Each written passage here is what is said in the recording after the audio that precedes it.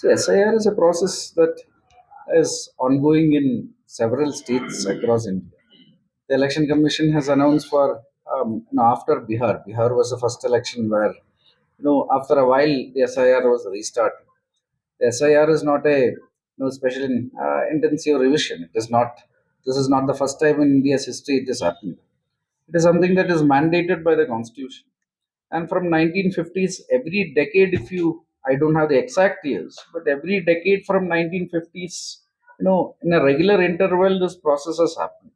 During the UPA government's time, also, it has happened two or three times. And now, after a brief period, the process is restarting. It first happened in Bihar, now 12 more states, the process is ongoing. And the purpose of the SIR is to ensure that, there are three main purposes. One is to ensure that every person who is over 18 is in the electoral roll.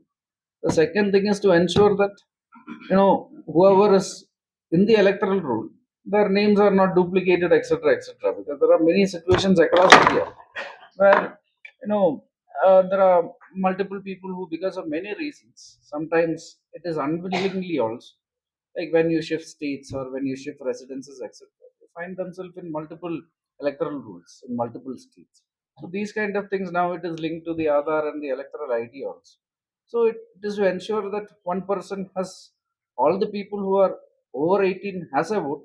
The second thing is to ensure that a person only has one vote.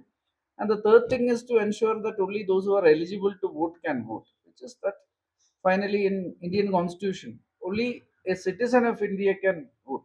There are many, there are some situations across India where because of multiple reasons, including infiltration, people who are not citizens have also ended up in the electoral roll. So that is being removed also. So these are the three purposes of the SIR. It is happening in a very systematic manner across India. It is going to happen in Meghalaya also, and it is going to ensure that our democratic processes become more robust and transparent. How do you see the problem of illegal infiltration in Meghalaya as alleged by different groups? See, it's a serious concern. Our central government has